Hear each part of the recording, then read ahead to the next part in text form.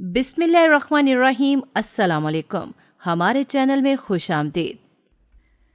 تم ہوش میں تو ہو؟ یہ تم کیا کہہ رہے ہو؟ ایسا ممکن نہیں ہو سکتا۔ سردار دلاور بیٹے کی بات سن کر قابو سے باہر ہونے لگے۔ بابا جان، میں جو کہہ رہا ہوں وہ ٹھیک ہے، بہتر یہ ہے کہ آپ میری بات مان لیں۔ ایسا ممکن نہیں ہو سکتا، میں یہ کسی طور پر بھی قبول نہیں کر سکتا۔ میں تمہاری شادی اس لڑکی سے نہیں کروا سکتا۔ وہ ایک غریب خاندان سے تعلق رکھتے ہیں اور ہمارا سوسائٹی میں ایک نام ہے، ایک مقام ہے۔ اگر وہ ہمارے گھر کی بہو بن کر آ گئی تو نہ صرف وہ مقام اور وہ نام ڈوب جائے گا، بلکہ اس کے ساتھ ساتھ ہماری کلاس کے لوگ ہم پر تھو تھو کریں گے۔ باپ کی بات سن کر وہ بھی چڑھ گیا اور کہنے لگا کہ مجھے پہلے بھی لوگوں کی باتوں سے فرق نہیں پڑتا تھا اور اب بھی لوگوں کی باتوں سے فرق نہیں پڑتا۔ میں آپ کو جو کچھ کہہ رہا ہوں آپ بس وہ مانیں، ورنہ آپ کو میرے بارے میں بھی بہت اچھی طرح سے پتہ ہے کہ جب ایک بار میں اس ضد پر آ جاتا ہوں تو کوئی شخص بھی مجھے پیچھے نہیں کر سکتا۔ اگر ایسی بات ہے بیٹا تو تم یہ نہ بھولو کہ میں بھی تمہارا ہی باپ ہوں۔ بابا جان، دیکھ لیتے ہیں، آپ بھی ضد کریں اور میں بھی کرتا ہوں، دیکھتے ہیں کہ اس ضد میں جیت کس کی ہوتی ہے۔ اس نے اپنے باپ کی آنکھوں میں دیکھتے ہوئے کہا، اور جس رفتار سے وہ کمرے کے اندر داخل ہوا تھا اسی رفتار سے کمرے سے باہر نکل گیا۔ فرق صرف اتنا تھا کہ آتے ہوئے اس کے لبوں پر مسکان پھیلی ہوئی تھی اور اس کا دل خوشی سے اچھل رہا تھا، جبکہ باہر نکلتے وقت اس کے دل میں صرف اور صرف غصہ اور نفرت بھری ہوئی تھی۔ جب وہ کمرے سے باہر نکلا تھا تب اس کی نظر جویریہ پر پڑی تھی، جو عجیب و غریب نظروں سے اس کی طرف دیکھ رہی تھی۔ اس لڑکی کو دیکھ کر اسے ہمیشہ سے ہی بہت نفرت محسوس ہوتی تھی۔ وجہ یہ تھی کہ اس کی پھپھو جان کی بیٹی تھی، وہ پھپھو جس نے ساری زندگی ان کی زندگیوں میں زہر گھولا تھا، جس نے اس کی ماں کی زندگی کو بھی اجیرن کر دیا تھا۔ اسے وہ دن بہت اچھی طرح سے یاد ہے جب اس کی ماں اس کے گلے لگ کر رویا کرتی تھی۔ دراصل اس کی پھپھو کی کم عمری میں ہی طلاق ہو گئی تھی اور وجہ ان کی لمبی زبان تھی۔ وہ اپنے بھائیوں کے گھر ہی چلی آئی اور پھر یہاں آ کر وہ فساد مچانے لگی۔ جب وہ اپنے بھائیوں کو اپنی بیویوں کے ساتھ خوش دیکھتی تب ان کا دل جلتا تھا۔ ان کی یہی کوشش ہوتی تھی کہ وہ اپنے بھائیوں کے دل میں ان کی بیویوں کے لیے نفرت ڈالتی رہے، اور اس کے لیے وہ کچھ بھی کرنے کے لیے تیار تھیں۔ آگے جاتے جاتے وہ پلٹا اور جویریہ کے سامنے جا کر کھڑا ہو گیا۔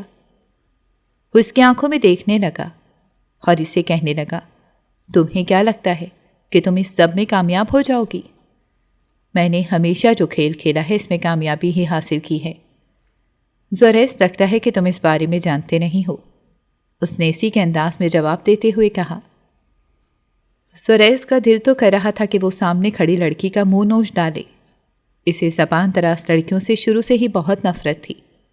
انہیں دیکھ کر ہی اس کا دماغ غصے سے گھومنے لگتا تھا۔ جب وہ یونیورسٹی میں پڑھتا تھا تب بھی اسے اس طرح کی لڑکیوں سے سامنا کرنے کا بہت بار موقع ملا تھا۔ وہ غصے کا بہت تیز تھا، لیکن اس کے ساتھ ساتھ اس کی اچھی عادت تھی کہ وہ عورتوں کے معاملے میں اپنے غصے پر قابو کر لیتا تھا۔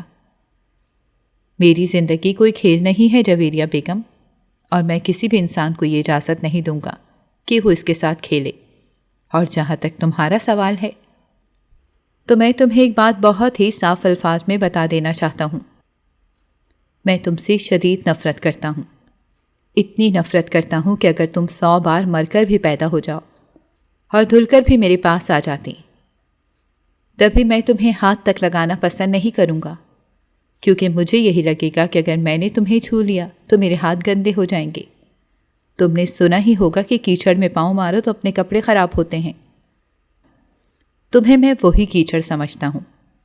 تم نے اور تمہاری ماں نے ہر کسی کی زندگی برباد کرنے میں ذرا بھی کسر نہیں چھوڑی، تو یہ تو بھول ہی جاؤ کہ تم لوگوں کا خوشیوں پر کوئی حق ہے۔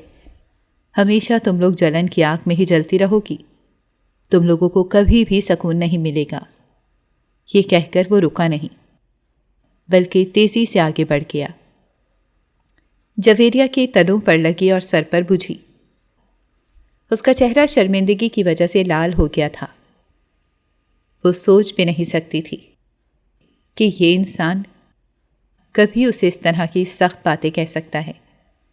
اسے پتہ تو تھا کہ اس زبان کا بہت کڑوا ہے، لیکن کبھی بھی ان دونوں کا اس طرح سے آپس میں ٹاکرا نہیں ہوا تھا۔ آج جویریہ کو زوریس نے اس کی اوقات دکھا دی اور اس کے ساتھ ساتھ یہ بھی باور کرا دیا کہ وہ جتنی مرضی چالے چلیں، لیکن اس سب کا کوئی بھی فائدہ نہیں ہوگا۔ کافی دیر تک تو وہ جلتی تڑپتی رہی، لیکن پھر جب اس کے ذہن میں آیا کہ ابھی تو اس کے پاس بہت سے طریقے ہیں، اس کے بعد وہ دوبارہ سے مطمئن ہو گئی، کیونکہ اس کا شمار ایسی عورتوں میں ہوتا تھا جو اپنا مقصد حاصل کرنے کے لیے کچھ بھی کر گزرنے کی صلاحیت رکھتی تھیں اور انہیں اپنی عزت کی بھی پرواہ نہیں ہوتی تھی۔ شام کا وقت تھا۔ کرم دین بھاگتا ہوا حویلی کے اندر داخل ہوا اور آتے ہی شور مچا دیا۔ غضب ہو گیا ہے بڑے صاحب، غضب ہو گیا ہے۔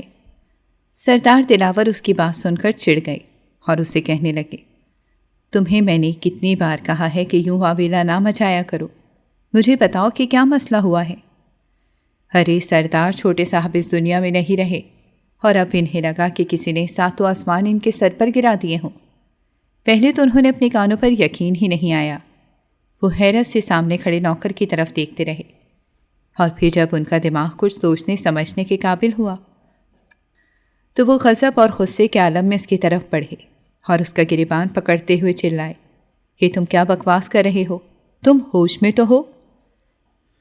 کرم دین نے اپنے بڑے صاحب کو آج سے پہلے اس قدر غصے میں نہیں دیکھا تھا۔ وہ بھی خوفزدہ ہو گیا اور ان کے سامنے ہاتھ جوڑتے ہوئے کہنے لگا، سردار، میں سچ کہہ رہا ہوں اور آپ کے بیٹے کے ساتھ یہ سب کچھ کرنے والا انسان کوئی اور نہیں بلکہ خدا بخش کا بیٹا جنید بخش ہے۔ تھوڑی ہی دیر بعد ان کے بیٹے کی میت بھی گھر کے اندر داخل ہو گئی تھی کہ دیکھا کہ سب عورتیں واویلا مچانے لگیں۔ اس کی ماں بار بار غش کھا کر بے ہوش ہو رہی تھی۔ جوان بیٹے کی موت تھی، اس سے کسی بھی طور پر یہ سب کچھ برداشت نہیں ہو رہا تھا۔ اسے یقین ہی نہیں آ رہا تھا، کیونکہ دن کے وقت اس کا بیٹا ہنستا ہوا گھر سے باہر نکلا تھا اور رات کے وقت جب وہ واپس آیا تو وہ خود چل کر نہیں آیا تھا بلکہ کسی کے کندھوں پر آیا تھا۔ سردار زوریس اس بات سے بالکل انجان تھا اور ہمیشہ کی طرح مخصوص پہاڑی پر بیٹھا ہوا تھا تاکہ دیدار یار نصیب ہو سکے۔ ایسا نہیں تھا کہ وہ اس سے ملنے کے لیے نہیں جا سکتا تھا۔ اگر وہ چاہتا تو ڈنکے کی چوٹ پر جا کر اس سے ملاقات کرتا اور اسے اپنے دل کا حال سنا دیتا، اور اگر وہ چاہتا تو اس سے نکاح بھی کر لیتا۔ مگر اس نے جب بھی اس معصوم لڑکی کو دیکھا تھا، اس کے دل میں صرف اور صرف نرمی نے ہی جنم لیا تھا۔ وہ اس لڑکی کو تنگ نہیں کرنا چاہتا تھا، نہ ہی اسے ڈرانا چاہتا تھا۔ وہ صرف اور صرف ایک اچھے وقت کا انتظار کر رہا تھا تاکہ وہ اسے دلہن بنا کر اپنی حویلی میں لے جا سکے۔ اتنا عرصہ گزر چکا تھا، لیکن آج تک اس نے اس لڑکی سے جا کر بات بھی نہیں کی تھی۔ وہ صرف اور صرف اس کا ایک بار دیدار کرنے کے لیے اس کے علاقے کی طرف نکل جاتا تھا اور اس کا دیدار کرنے کے بعد بالکل خاموشی کے ساتھ واپس آ جاتا تھا۔ کسی کو بھی اس بارے میں کچھ بھی خبر نہیں تھی سوائے سردار دلاور کے۔ اب اسے لگ رہا تھا کہ اپنے بابا جان کو بتا کر اس نے بہت بڑی غلطی کر دی ہے۔ وہ سوچ رہا تھا کہ اگر وہ الیکشن کا انتظار کر لیتا اور الیکشن جیتنے کے بعد یہ بات کرتا تو یقیناً اس کی بات مان لی جاتی، مگر اب تیر کمان سے نکل چکا تھا۔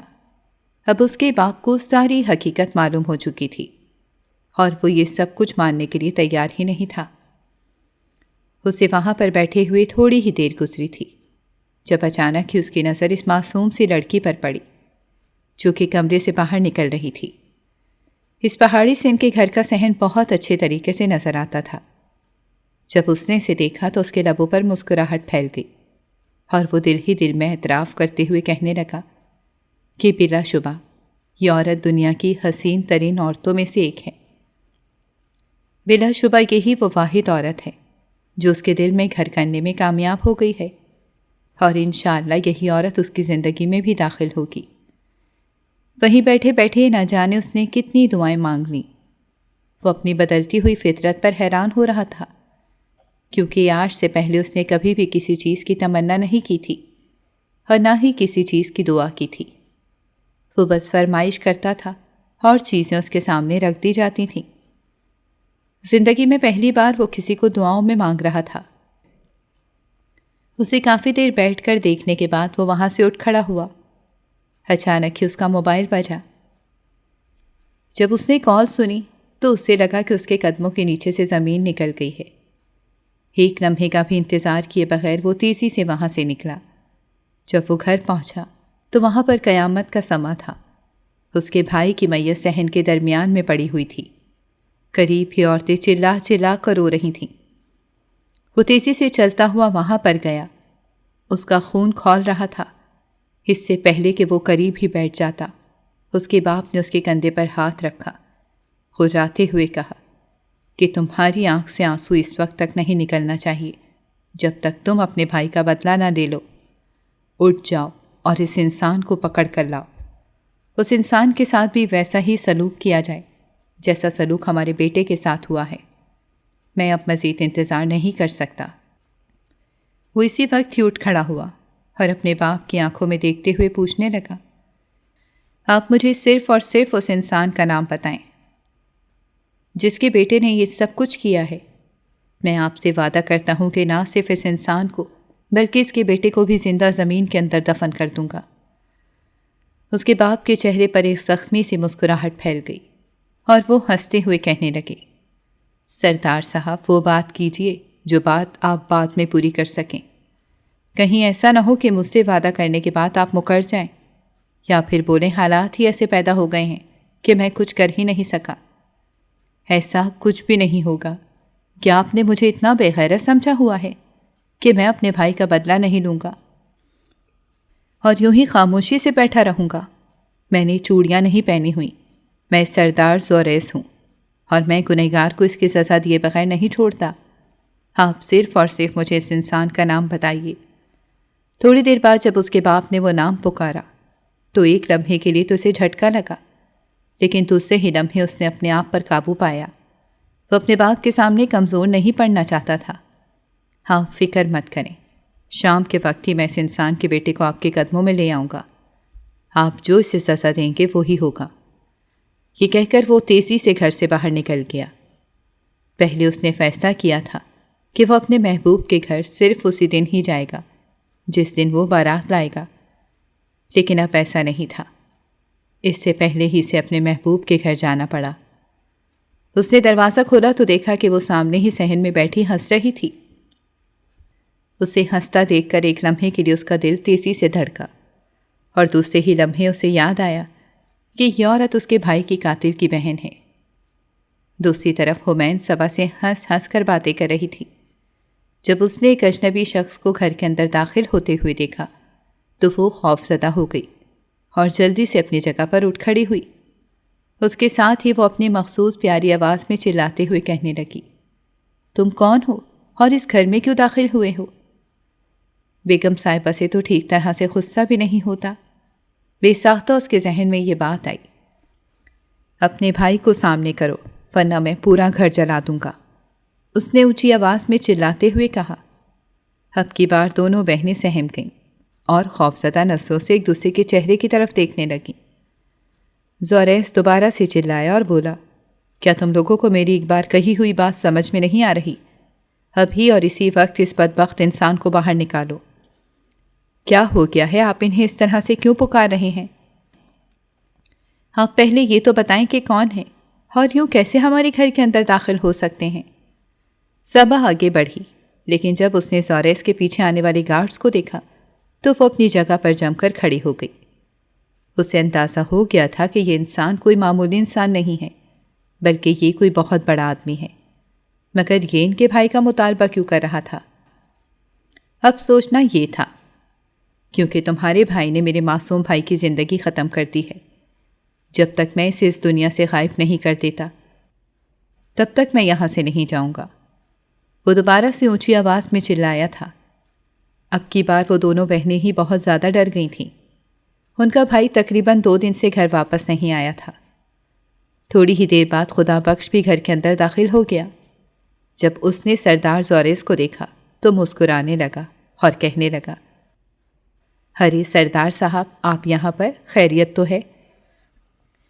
وہ مسکراتے ہوئے سامنے کھڑے شخص کی خیریت دریافت کر رہا تھا، جبکہ سامنے کھڑے شخص کا دل کر رہا تھا کہ وہ اسے اٹھا کر کسی ایسی جگہ پر پھینک دے جہاں سے اس کی واپسی ہمیشہ ہمیشہ کے لیے ناممکن ہو جائے۔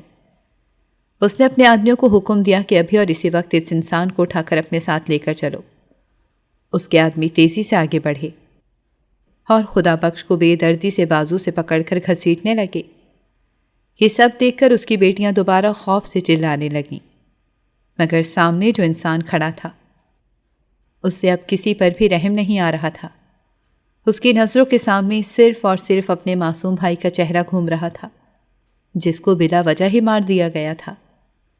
خدا بخش کو وہ لوگ مسلسل 3 گھنٹوں سے مار رہے تھے اور اس سے پوچھ رہے تھے کہ تمہارا بیٹا کہاں پر ہے، اور وہ مسلسل ایک ہی بات کہہ رہا تھا کہ مجھے اس بارے میں نہیں پتا۔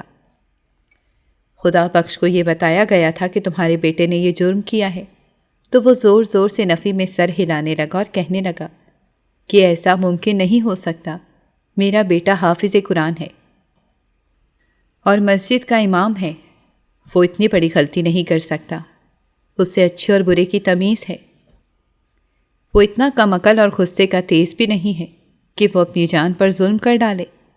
تم لوگوں کو ضرور کوئی نہ کوئی غلط فہمی ہوئی ہے۔ وہ کسی بھی طور پر یہ بات ماننے کے لیے تیار ہی نہیں تھا۔ تقریباً 1 ہفتے تک ان لوگوں نے اسے اپنی تحویل میں رکھا اور اسے تکلیفیں پہنچاتے رہے۔ چونکہ وہ بوڑھا انسان تھا، اس کی حالت اب بہت زیادہ بگڑ چکی تھی۔ دوسری طرف اس کے بیٹے کا بھی کوئی نام و نشان نہیں تھا۔ نہ جانے اسے زمین کھا گئی تھی یا آسمان نکل گیا تھا، کسی کو کوئی خبر نہیں تھی۔ پورے گاؤں میں یہ بات جنگل کی آگ کی طرح پھیل گئی تھی کہ جو بھی اس انسان کو پکڑ کر لائے گا تو اسے 1 کروڑ انعام دیا جائے گا۔ دوسری طرف حمین رات کے وقت اپنے گھر کے صحن میں بیٹھی ہوئی تھی اور اپنے بابا کے بارے میں ہی سوچ رہی تھی۔ وہ اپنے باپ سے بہت محبت کرتی تھی، ان کی تکلیف دیکھ کر تڑپ اٹھتی تھی اور ان کی خوشی میں خوش ہو جاتی تھی۔ 1 ہفتے سے وہ ان کی شکل نہیں دیکھ پائی تھی اور اسے یہ بھی پتہ چل رہا تھا کہ ان پر بہت ظلم ہو رہا ہے اور یہ باتیں اسے بہت تکلیف پہنچا رہی تھیں۔ وہ اپنی سوچوں میں ہی مگن تھی کہ اچانک ہی دروازے پر دستک ہوئی۔ جب اس نے جا کر دروازہ کھولا تو سامنے ہی اس کا بھائی حسنین بخش کھڑا تھا اور وہ اس وقت کافی تکلیف میں نظر آ رہا تھا۔ وہ تیزی سے گھر کے اندر داخل ہوا اور صحن میں جا کر گر گیا۔ اپنے بھائی کو دیکھ کر وہ خوش ہونے کے بجائے خوفزدہ ہو گئی۔ وہ تیزی سے اس کے پاس گئی اور اسے کہنے لگی کہ یہ تم نے کیا کر دیا ہے؟ تمہیں اندازہ بھی ہے کہ تم نے کتنا بڑا گناہ کیا ہے اور تمہاری وجہ سے ابا کی زندگی بھی خطرے میں ہے۔ تمہیں یہاں پر نہیں آنا چاہیے تھا، تم یہاں سے چلے جاؤ ورنہ وہ لوگ تمہیں بھی مار دیں گے۔ حسین بخش بہن کی بات سن کر حیران رہ گیا اور اسے کہنے لگا کہ یہ تم کیا کہہ رہی ہو؟ تم کس بارے میں بات کر رہی ہو؟ میں نے آج تک ایک چونٹی بھی نہیں ماری، میں کیسے کسی انسان کو مار سکتا ہوں؟ اگر یہ کوئی مذاق ہے تو بند کر دو، میری حالت پہلے ہی بہت خراب ہے۔ حمین اس کی کوئی بھی بات سننے کے لیے تیار ہی نہیں تھی۔ اس کی آنکھوں میں دیکھنے لگی اور کہنے لگی کہ پورے گاؤں میں یہ بات جنگل کی آگ کی طرح پھیلی ہوئی ہے کہ تم نے سردار کے بیٹے کو مار دیا ہے اور اب وہ لوگ تمہارے خون کے پیاسے بنے ہوئے ہیں۔ مجھے یقین ہے کہ تم یہ گناہ نہیں کر سکتے اور بابا کو بھی اس بات پر یقین ہے، مگر ہمارے پاس کوئی ثبوت نہیں ہے جو ہم ان لوگوں کو دکھا سکیں۔ تمہارے لیے فی الحال غائب ہونا ہی ٹھیک ہے، کیونکہ اگر تم ان لوگوں کے ہتھے چڑھ گئے تو سب کچھ ہی ختم ہو جائے گا۔ وہ بہت ظالم لوگ ہیں، وہ تمہیں بہت تکلیفیں پہنچائیں گے اور میں نہیں چاہتی کہ تمہیں تکلیف میں دیکھوں۔ اپنے بھائی کے چہرے کو ہاتھ لگا کر وہ دوبارہ سے پھوٹ پھوٹ کر رونے لگی۔ جب حسنین بخش کو اس بارے میں پتہ چلا تو وہ اپنی جگہ پر بالکل ساکت رہ گیا۔ وہ سوچ بھی نہیں سکتا تھا کہ اس کی پیٹھ پیچھے یہ سب کچھ چل سکتا ہے۔ اور پھر اس رات وہ دوبارہ سے گھر سے نکل گیا۔ دوسری طرف سردار کے لوگ پاگل کتوں کی طرح سے ڈھونڈ رہے تھے۔ جب مزید 2 ہفتے گزر گئے تو وہ بھی تھک ہار کر بیٹھ گئے۔ اس وقت سردار دلاور نے ایک اور فیصلہ کیا۔ وہ جانتا تھا کہ اگر یہ فیصلہ وہ کرتا ہے تو اس میں اس کا ہی فائدہ ہے۔ اس نے جرگہ بلایا اور یہ اعلان ہوا کہ اب خون بہا میں خدا بخش کی بیٹی آئے گی۔ دوسری طرف خدا بخش اس بارے میں پہلے سے ہی بہت اچھے طریقے سے جانتا تھا۔ اس نے اپنے آپ کو ذہنی طور پر تیار کر رکھا تھا اور اپنے رب کی رحمت پر بھروسہ تھا۔ اسے پتا تھا کہ اس کا رب اس کے بچوں کے ساتھ زیادتی نہیں کرے گا اور اس پر کوئی بھی ایسا بوجھ نہیں ڈالے گا جو اسے اٹھانا مشکل ہو جائے۔ اس کی بڑی بیٹی صبا بہت سمجھدار تھی۔ وہ جانتا تھا کہ وہ اپنی سمجھداری کے باعث ضرور اپنے لیے کوئی راستہ نکال لے گی اور اپنے شوہر کے دل میں گھر کرنے میں بھی کامیاب ہو جائے گی۔ اسے گھر واپس بھیج دیا گیا تھا، لیکن اس کی حالت بہت زیادہ خراب تھی۔ اس سے چلنا مشکل ہو رہا تھا۔ حمین نے جب اپنے باپ کی یہ حالت دیکھی تو وہ پھوٹ پھوٹ کر رونے لگی۔ صفا نے اسے ڈانٹ کر خاموش کروایا اور اسے کہنے لگی، یہ کیا بے وقوفی والی حرکتیں کر رہی ہو؟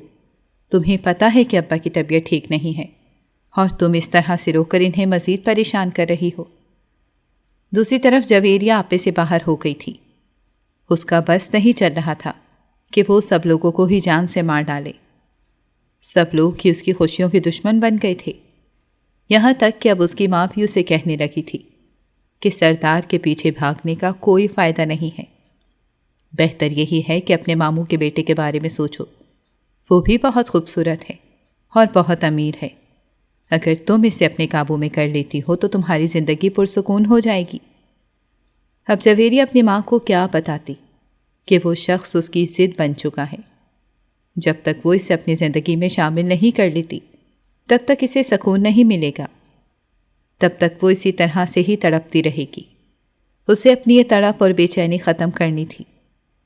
جرگہ بلایا گیا تھا، سب بڑے وہاں پر بیٹھے ہوئے تھے اور فیصلہ ہونا تھا، جب اچانک ہی زوریس اٹھ کھڑا ہوا اور کہنے لگا، میں نے خدا بخش کی بڑی بیٹی سے نہیں بلکہ چھوٹی بیٹی سے شادی کرنی ہے۔ حمین جو کہ تھوڑے ہی فاصلے پر کھڑی تھی، جب اس نے یہ سنا تو اسے لگا کہ ساتوں آسمان اس کے سر کے اوپر آ کر گر گئے ہیں۔ وہ بے یقینی سے اس انسان کے چہرے کی طرف دیکھنے لگی جس نے سب لوگوں کے سامنے اس کی طرف اشارہ کیا تھا۔ وہ صرف 15 سال کی تھی اور اس کے لیے اس بات کو قبول کرنا مشکل ہی نہیں ناممکن تھا۔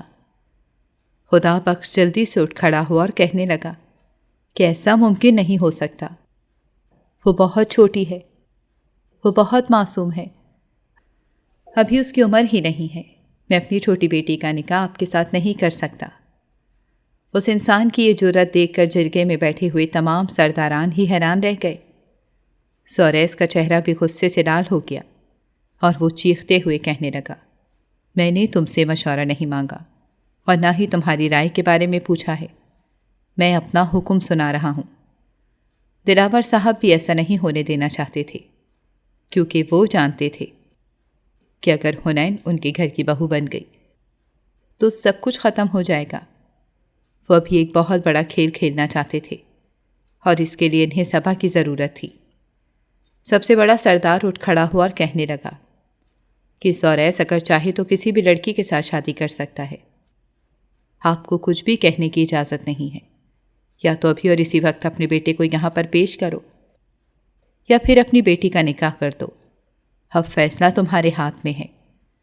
بڑے سردار کی بات سن کر سب لوگ ہی بالکل خاموش ہو گئے، کیونکہ جانتے تھے کہ ان کی بات کے خلاف نہیں جا سکتے۔ خدا بخش نے تکلیف سے اپنی آنکھیں بند کر لیں، آنسو ٹوٹ کر اس کی آنکھوں سے گر رہے تھے۔ حمین کا معصوم چہرہ اس کی نظروں کے سامنے گھوم رہا تھا۔ اس کی چھوٹی بیٹی بالکل بھی اس طرح کے دکھ درد کی حقدار نہیں تھی۔ وہ جانتا تھا کہ صبا صابر ہے، وہ یہ سب کچھ برداشت کر لے گی، لیکن حمین کے لیے یہ سب کچھ برداشت کرنا مشکل ہی نہیں ناممکن تھا۔ وہ بہت جذباتی اور کم عقل تھی، چھوٹی چھوٹی بات پر غصہ کرتی تھی، اس سے کوئی بھی تکلیف بالکل بھی برداشت نہیں ہوتی تھی، وہ فوراً ہی رونا شروع کر دیتی تھی۔ سرداروں کے بیچ میں اس کے لیے زندگی گزارنا مشکل ہی نہیں ناممکن تھا۔ اس نے بڑے سردار سے اس بارے میں بات کرنے کی کوشش کی، لیکن اس نے دو ٹوک انداز میں انکار کر دیا اور صاف صاف کہہ دیا کہ تم کچھ بھی نہیں کہہ سکتے، کیونکہ اب وہی فیصلہ ہوگا جو زوریس کرے گا۔ نہ چاہتے ہوئے بھی خدا بخش خاموش ہو گیا اور تھوڑی دیر پہلے جس جگہ پر صبا بیٹھی ہوئی تھی اب اس جگہ پر حمین کو بٹھایا گیا تھا۔ اس کا پورا وجود اس وقت ہولے ہولے جھٹکوں کی زد میں تھا۔ یقیناً وہ پھوٹ پھوٹ کر رو رہی تھی۔ اسے یوں روتا دیکھ کر زوریس کو بہت تکلیف پہنچ رہی تھی، بلکہ وہاں پر بیٹھے سب لوگ ہی اب دکھی ہو گئے تھے، کیونکہ وہ چھوٹی سی لڑکی تھی ہی اتنی معصوم کہ کسی کا بھی دل نہیں کر رہا تھا اس پر ظلم ہو۔ مگر دوسری طرف جب انہیں یہ یاد آتا تھا کہ اس کے بھائی نے بھی تو ایک معصوم انسان پر ظلم کیا ہے، تو ان کا انتقام دوبارہ سے تازہ ہو جاتا تھا، اور پھر چند ہی گھنٹوں کے بعد وہ حویلی میں موجود تھے، اور اس وقت وہ آمنہ بیگم کے سامنے بیٹھی ہوئی تھی۔ وہ عورت جس کا بیٹا اس دنیا سے گیا تھا، چند لمحوں تک وہ اس لڑکی کو دیکھتی رہی۔ ان کا دل کر رہا تھا کہ وہ اسے جان سے مار ڈالے۔ اپنے اوپر انہوں نے بڑی مشکل سے قابو پایا ہوا تھا۔ انہوں نے اپنی نوکرانی کو کہا کہ ابھی اور اسی وقت اسے یہاں سے لے کر چلی جاؤ، ورنہ میں کچھ غلط کر بیٹھوں گی۔ نوکرانی حمین کے ساتھ اسکول میں پڑھتی تھی، اسی وجہ سے وہ اس کی دشمن تھی۔ اسے حمین کی خوبصورتی دیکھ کر ہمیشہ ہی جلن ہوتی تھی، اور آج اس کے پاس موقع تھا کہ وہ اپنی یہ جلن دور کر دیتی۔ اس نے مالکن کو کہا کہ ارے بی بی صاحبہ، آپ کے پاس ایک بہت اچھا موقع ہے۔ اگر آپ چاہیں تو اس عورت سے اپنے بیٹے کا انتقام لے سکتی ہیں۔ آپ اسے کیسے اتنی آسانی سے اندر جانے کی اجازت دے دیں گی؟ اس طرح سے تو اس نکاح کا کوئی فائدہ ہی نہیں ہوگا۔ آپ اس عورت کو اس وجہ سے حویلی لائے ہیں تاکہ اسے تکلیف پہنچا سکیں۔ کہ آپ اپنے بیٹے کی میت کو بھول گئی ہیں؟ اس کے یہ کہنے کی دیر تھی کہ آمنہ بیگم دوبارہ سے پھوٹ پھوٹ کر رونے لگی۔ ان کے ساتھ ہی انہوں نے خود پر کنٹرول بھی کھو دیا، اور وہ تیزی سے سامنے کھڑی لڑکی کی طرف بڑھیں، اور حمین کے بالوں کو اپنے ہاتھوں میں جکڑ کر اس کے بال زور زور سے کھینچنے لگیں۔ وہ بیچاری یہ سب کے لیے بالکل بھی تیار نہیں تھی، اور اپنے آپ کو چھڑوانے کی کوشش کر رہی تھی، مگر آمنہ بیگم کی گرفت بہت ہی مضبوط تھی۔ تھوڑی ہی دیر بعد اس کی چیخیں پوری حویلی میں گونجنے لگیں۔ اس وقت زوریس بھی وہاں پر موجود نہیں تھا جو اسے سب سے بچا لیتا۔ اس کے بعد آمنہ بیگم نے جوتا اتار لیا اور اسے جوتے سے مارنے لگیں۔ وہ جگہ دیکھے بغیر اسے مارے چلی جا رہی تھی۔ تقریباً 1 گھنٹہ مسلسل اسے مارنے کے بعد وہ پیچھے ہٹیں اور زمین پر بیٹھ کر اپنا سر پیٹنے لگیں۔ اپنے بیٹے کو بھولنا ان کے لیے مشکل تھا، اور اپنے بیٹے کے قاتل کی بہن کو اپنے گھر میں برداشت کرنا ان کے لیے ناممکن تھا۔ وہ ایک عجیب سی مشکل میں پھنس گئی تھیں۔ زوریس جب گھر واپس آیا اور اسے حمین پر گزری ہوئی قیامت کا پتہ چلا تو اس نے کسی بھی قسم کے رد عمل کا اظہار نہیں کیا۔ بلا شبہ اس کے دل میں تکلیف ہو رہی تھی، لیکن وہ سب لوگوں پر یہ ظاہر نہیں کرنا چاہتا تھا کہ اسے اس لڑکی کے لیے افسوس ہو رہا ہے، بلکہ وہ سب لوگوں کو یہ دکھانا ہی نہیں چاہتا تھا کہ وہ اس لڑکی سے محبت کرتا ہے۔ پہلے ہی اس نے جرگے میں اس کا مطالبہ کر کے بہت سے لوگوں کو شک میں مبتلا کر دیا تھا۔ جب وہ اپنی ماں کے کمرے میں گیا تو اسے دیکھ کر آمنہ بیگم عجیب سے انداز میں ہنسنے لگی اور اسے کہنے لگی، کیا تم اپنی محبوبہ کے بارے میں مجھ سے پوچھنے کے لیے آئے ہو، یا پھر تم اپنی محبوبہ کی سائیڈ لینے کے لیے آئے ہو؟ اس کے بعد وہ بستر سے اٹھیں اور اس کے قریب جا کر کھڑی ہو گئی۔ انہوں نے اپنے بیٹے کو گریبان سے پکڑا اور اس کے منہ پر تھوکتے ہوئے کہنے لگی کہ مجھے پہلے اندازہ نہیں تھا کہ تم اس قدر بے غیرت ہو سکتے ہو۔ ارے اس لڑکی کے بھائی نے تمہارے بھائی کی زندگی کو ختم کر دیا ہے، اور تم نے اس لڑکی سے محبت بھری شادی کر لی۔ یہ کہہ کر انہوں نے دوبارہ سے اپنے بیٹے کے چہرے پر تھوکا۔ وہ اپنی ماں کو سنبھالنے کی کوشش کرنے لگا، مگر آمنہ بیگم اس کے قابو میں ہی نہیں آ رہی تھیں۔ وہ انہیں بتانا چاہتا تھا کہ جیسا دکھایا جا رہا ہے، حقیقت اس سے بالکل مختلف ہے۔ اسے کچھ آدمیوں سے پتہ چلا تھا کہ اس کا بھائی واقعی پچھلے چند دنوں سے گھر واپس نہیں آیا تھا، اور جس دن اس کے بھائی کی وفات ہوئی تھی اس دن بھی وہ یہاں پر موجود نہیں تھا، بلکہ شہر کے باہر گیا ہوا تھا، اور وہاں پر موجود لوگوں نے بھی اس کی گواہی دی تھی۔ وہ اپنے باپ کو بہت اچھے طریقے سے جانتا تھا کہ اس کا باپ کسی طور پر بھی یہ سب کچھ قبول نہیں کرے گا۔ اسے یہ بھی پتہ چل گیا تھا کہ اس کا باپ صبا کے ساتھ اس کا نکاح اس لیے کروا رہا ہے تاکہ وہ دوسری بہن کو بھول جائے۔ اس نے بھی کچی گولیاں نہیں کھیلی ہوئی تھیں۔ اسے بس اصل انسان کے پاس پہنچنا تھا جو یہ سارا کھیل کھیل رہا تھا۔ ابھی کے لیے وہ جانتا تھا کہ اپنی ماں کو سمجھانا مشکل ہی نہیں ناممکن ہے۔ تھوڑی ہی دیر بعد وہ بے ہوش ہو کر دوبارہ سے گر گئیں۔ جب سے ان کے بیٹے کی وفات ہوئی تھی تب سے وہ چھوٹی چھوٹی بات کے بعد بے ہوش ہو جاتی تھیں۔ اپنی ماں کی یہ حالت دیکھ کر اسے بہت افسوس ہوتا تھا۔ وہ یہ سب کچھ نہیں چاہتا تھا اور جانتا تھا کہ اگر اسی طرح سے یہی چلتا رہا تو ایک اور بہت بڑا نقصان ہو جائے گا۔ وہ اپنے بھائی کے بعد اپنی ماں کو نہیں کھونا چاہتا تھا۔ جب وہ نوکروں کے کوارٹر میں گیا تو سامنے کا منظر دیکھ کر اس کا خون غصے سے کھولنے لگا۔ اس کی نوکرانی اس وقت اس کی بیوی کے قریب ہی بیٹھی ہوئی تھی اور اس کی بیوی کا منہ دبوچ کر اس کے کردار کے بارے میں بری بری باتیں کر رہی تھی۔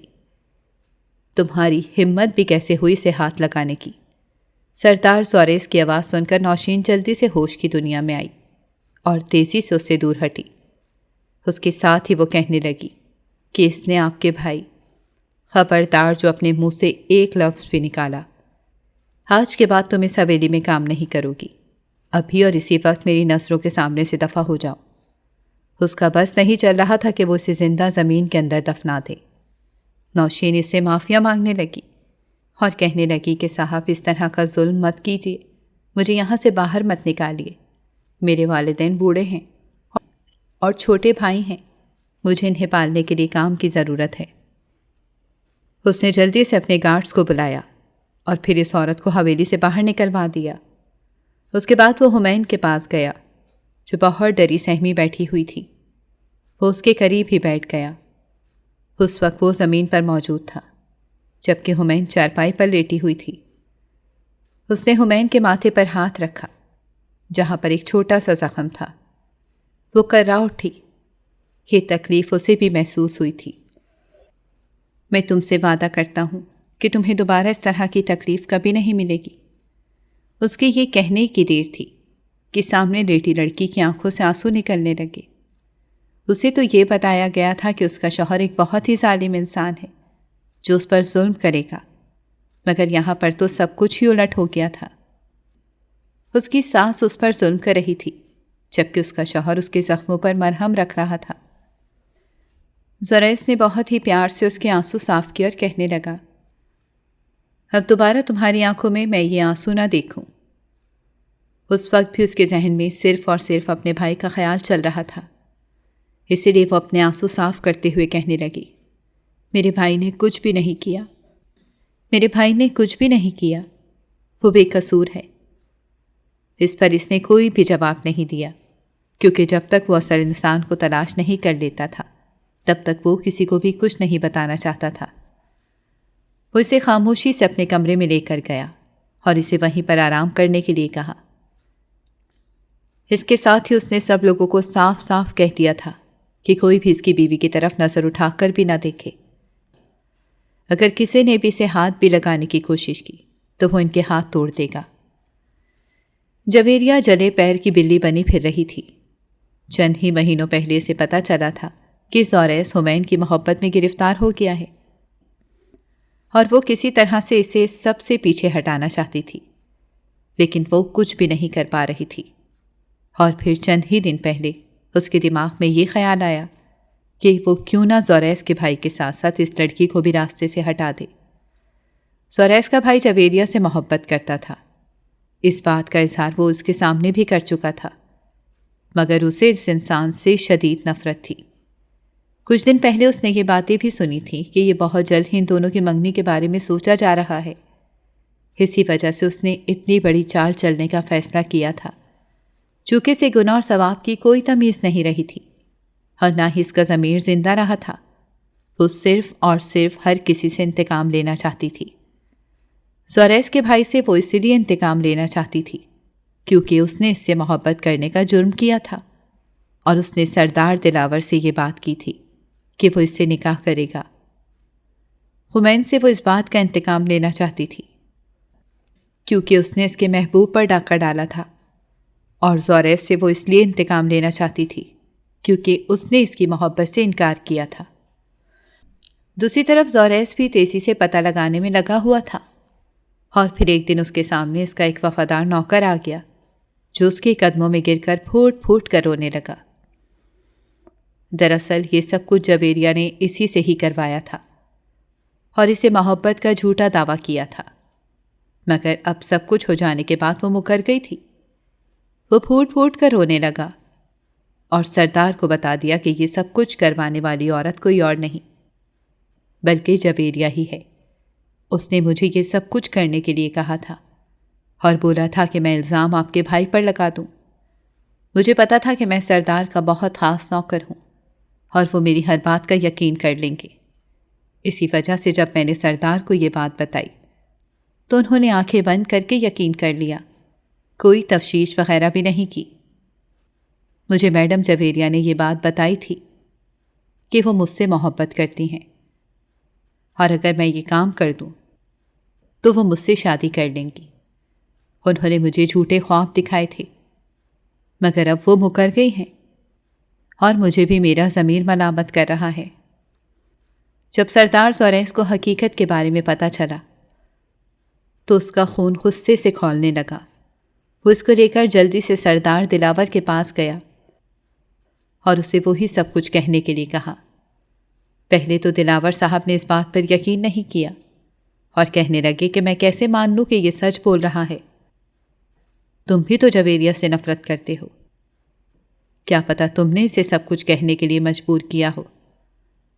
اب کی بار اس نے حیرانگی سے اپنے باپ کے چہرے کی طرف دیکھا جو یقین کرنے کے لیے تیار ہی نہیں تھے، اور پھر کہنے لگا کہ میرے پاس تو ثبوت بھی ہیں۔ اس نے نوکر اور جویریہ کی تمام کال ریکارڈنگز چلا دیں، جس کے بعد دودھ کا دودھ اور پانی کا پانی ہو گیا۔ اس کے بعد اس عورت کو سب کے سامنے لایا گیا، اور جب اس کا راز سب کے سامنے کھولا گیا تو سب لوگ ہی حیران و پریشان رہ گئے۔ آمنہ بیگم دوبارہ سے بے ہوش ہو گئی تھیں۔ اس بار تو وہ کومے میں چلی گئی تھیں۔ سردار دلاور خود بہت زیادہ شرمندہ تھے۔ جویریہ کی ماں کو بھی یقین نہیں آ رہا تھا کہ اس کی بیٹی اتنا بڑا قدم اٹھا سکتی ہے۔ ان دونوں ماں بیٹی کو حویلی سے باہر نکال دیا گیا۔ اس کے بعد نہ جانے وہ کہاں پر چلی گئیں، کسی کو بھی معلوم نہیں تھا۔ آمنہ بیگم کو دوبارہ سے زندگی کی طرف لوٹ کر آنے میں کچھ مہینے لگے تھے، اور اس میں بڑا کردار حمین کا تھا جو ان کا خیال رکھنے کی ہر ممکن کوشش کرتی تھی اور ان کا دھیان بھٹکائے رکھتی تھی۔ دوسری طرف سردار زوریس نے بھی اسے اپنی محبت کا اظہار کر دیا تھا اور اسے بتایا تھا کہ کیسے وہ ان کی ایک جھلک دیکھنے کے لیے گھنٹوں گھنٹوں انتظار کرتے رہتے تھے۔ حمین ایک نیک اور صاف دل کی مالک لڑکی تھی۔ اسے پتا تھا کہ اللہ تعالیٰ کبھی بھی اس کے ساتھ زیادتی نہیں کریں گے اور اس کا نصیب بہت ہی اچھا لکھیں گے۔ اسی وجہ سے وہ مطمئن تھی۔ اس نے صبر کیا تھا اور اپنے رب پر بھروسہ رکھا تھا، اور اسی صبر اور بھروسے کا اسے اجر مل گیا تھا۔ اس کا بھائی بھی دوبارہ سے واپس آ گیا تھا۔ اس پر جو الزام لگایا گیا تھا اس کے سلسلے میں سرداروں نے اس سے معافی بھی مانگی تھی، خدا بخش سے بھی معافی مانگی گئی تھی، اور تحفے کے طور پر انہیں کچھ زمینیں بھی دی گئی تھیں، جس سے ان کے گھر کے حالات بھی ٹھیک ہو گئے تھے۔ حمین 1 ہی سال کے بعد اپنے شوہر کے ساتھ ملک سے باہر چلی گئی تھی، اور پھر 2 سالوں کے بعد اللہ تعالیٰ نے اسے ایک بہت ہی پیارے بیٹے سے نوازا تھا، جس نے ان دونوں کی زندگی کو مکمل کر دیا تھا۔ ایک نے اگر سچی محبت کی تھی تو دوسرے نے اپنے آپ کو اپنے محرم کے لیے بچا کر رکھا ہوا تھا۔ دونوں کو ہی اس کا اجر مل گیا تھا۔